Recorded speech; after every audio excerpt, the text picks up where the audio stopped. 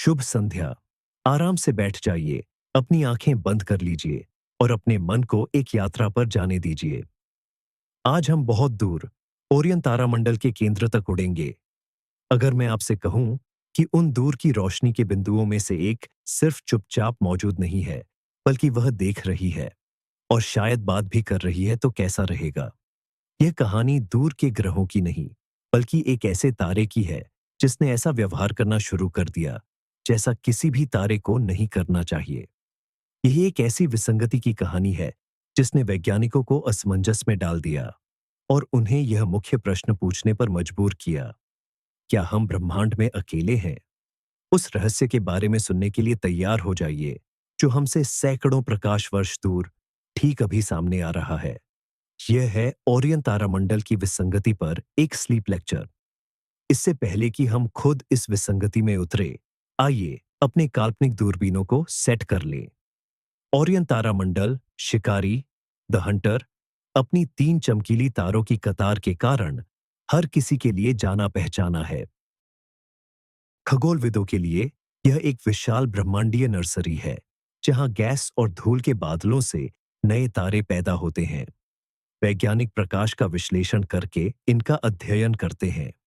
प्रकाश का spectrum spectrum हमें रासायनिक संरचना के बारे में बताता है और चमक में परिवर्तन तारे के अंदर की प्रक्रियाओं या उसकी कक्षा में मौजूद ग्रहों के बारे में बताते हैं।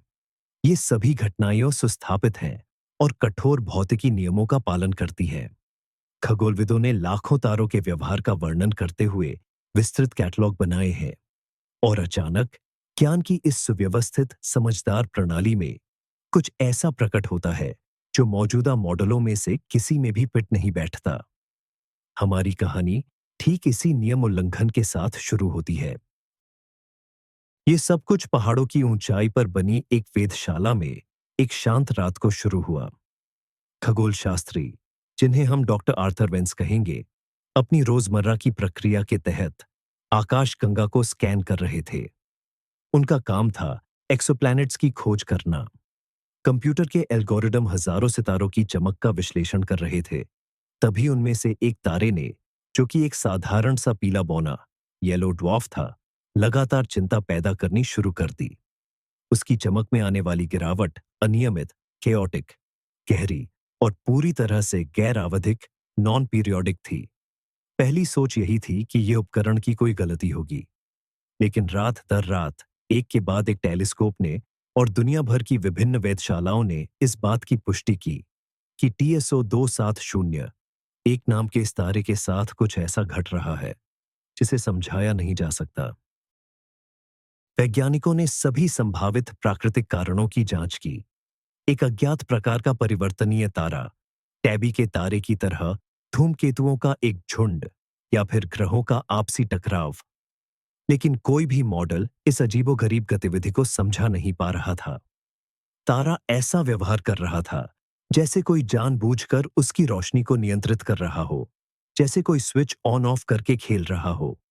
यह बात अविश्वसनीय थी, लेकिन जैसे जैसे प्राकृतिक सिद्धांतों को खारिज किया जाता रहा, यह एहसास गहरा होता गया कि शोधकर्ता किसी ऐसी चीज का सामना कर रहे हैं जो ज्ञात भौतिकी, नोन फिजिक्स की सीमाओं से परे है।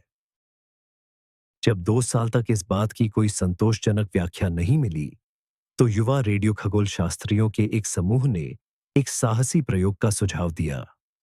सिर्फ निष्क्रिय रूप से देखते रहने के बजाय क्यों न उसे छेद कर देखा जाए। उनका विचार था कि तारे की ओर एक शक्तिशाली रेडियो पल्स भेजा जाए और उसकी प्रतिक्रिया देखी जाए। यह हताशा का आखिरी कदम था, लेकिन लंबी बहस के बाद उन्हें इसकी अनुमति मिल गई। एक विशालकाय रेडियो टेलीस्कोप ने TSO 2701 की ओर एक छोटा सा सिग्नल भेजा, जिसमें अभाज्य संख्याओं, प्राइम नंबर्स की एक श्रृंखला थी, और जो हुआ वह अविश्वसनीय था। सिग्नल भेजने के लगभग तुरंत बाद तारे की अराजक झिलमिलाहट रुक गई और फिर उसने जवाब में पलक झपकना शुरू कर दिया, एक आदर्श गणितीय तौर पर निर्धारित आवर्तता पीरियडिसिटी के साथ। वह वही अभाज्य संख्याओं की श्रृंखला दोहरा रही थी, 2, 3, 5, 7, 11। यह महज संयोग नहीं हो सकता था। ये गणित की भाषा में एक सीधा और अर्थपूर्ण जवाब था, जो कि बुद्धि की सार्वभौमिक भाषा है। उस रात पूरा वैज्ञानिक जगत हिल गया। ये पहला संपर्क था। मानवता अब ब्रह्मांड में अकेली नहीं थी। उस पहले संपर्क की खबर ने पूरी दुनिया में उत्साह और भय का एक तूफान खड़ा कर दिया। और जिसे अब निरीक्षक, ऑब्जर्वर कहा जाता था, उस तारे के साथ संवाद जारी रहा। उसने बाइनरी कोड में जानकारी भेजना शुरू किया। शुरुआत में ज्यामिति और रसायन विज्ञान के मूल सिद्धांत भेजे गए और फिर डीएनए मॉलिक्यूल की तस्वीर सामने आई। निरीक्षक यह जाहिर कर रहा था कि वह हमारे जीवन के मूलभूत कोड से पूरी तरह परिचित है। जवाब में मानवता ने भी अपना जटिल संदेश भेजा, जिसमें वैज्ञानिक डेटा के साथ बीथोवन का संगीत भी शामिल था। निरीक्षक का जवाब लगभग तुरंत आ गया। यह प्रतिक्रिया प्रकाश की गति की सीमा को तोड़ रही थी और उनके अकल्पनीय तकनीकी स्तर का प्रमाण थी। यह अंतरिक्ष से खींची गई पृथ्वी की बेहद बारीक और विस्तृत तस्वीरें थीं। मिस्र के पिरामिड, चीन की महान दीवार और फिर हमारे इतिहास के दृश्य आने लगे। तमाम युद्ध, भीषण लड़ाइयाओं और एक अंतिम भयावह दृश्य, हिरोशिमा पर उठा परमाणु बम का बादल। संदेश स्पष्ट और क्रूर था। हम तुम्हारे बारे में सब कुछ जानते हैं। हमें तुम्हारी आक्रामक प्रकृति का पता है। सावधान रहना। इसके बाद निरीक्षक मौन हो गया और मानवता को एक भारी असहज एहसास के साथ छोड़ गया। कोई हमें बहुत लंबे समय से और बहुत करीब से देख रहा है और यह निरीक्षक जो कुछ भी देख रहा है उससे बिल्कुल भी खुश नहीं है। पर्यवेक्षक द ऑब्जर्वर की खामोशी कई दशकों तक खिंच गई। इस दौरान शुरुआती सदमे से उबरकर मानवता ने स्वयं को बदलना शुरू कर दिया। एक साझा खतरे ने, या हम कह सकते हैं कि एक वैश्विक परीक्षा ने सभी लोगों को एकजुट कर दिया। वैश्विक सहयोग, शस्त्रहीनता और पर्यावरण की समस्याओं को हल करने का एक नया युग शुरू हुआ। और तभी, जब दुनिया पूरी तरह बदल चुकी थी, पर्यवेक्षक ने आखिरी बार संपर्क किया।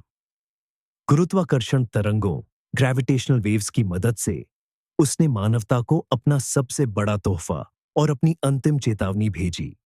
ये ऐसे विस्तृत ब्लूप्रिंट्स थे जिनकी मदद से अंतरिक्ष समय, स्पेस टाइम में वर्महोल बनाए जा सकते थे, जिससे तुरंत अंतरतारकीय यात्रा, इंटरस्टेलर ट्रैवल संभव हो गई।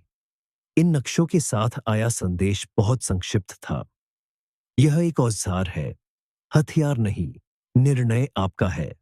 इसके तुरंत बाद टीकेएसओ 2701, टीएसओ 2701 तारा बुझ गया। वह रात के आकाश से हमेशा के लिए गायब हो गया।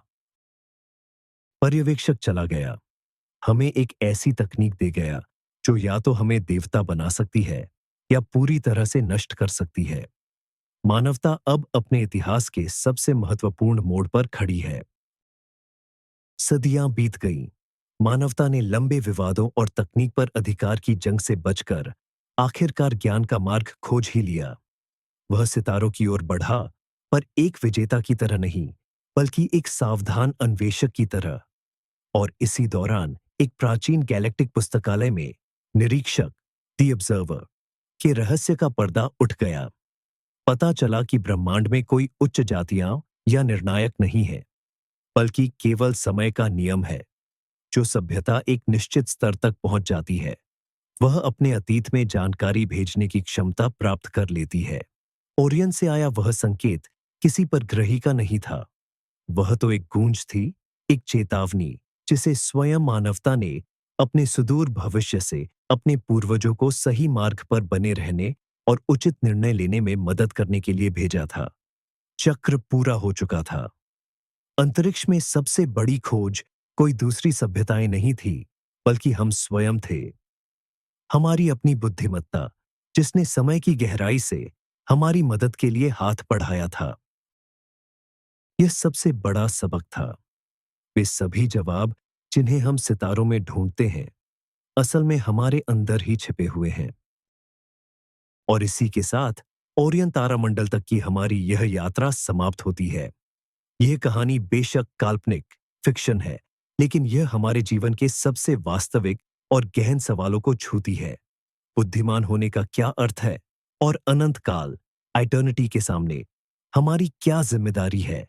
टीएसओ 2701 टीएसओ 2701 का रहस्य हमारी अपनी चेतना का ही एक रूपक मेटाफर है। हमें लगातार भीतर से संकेत मिलते रहते हैं।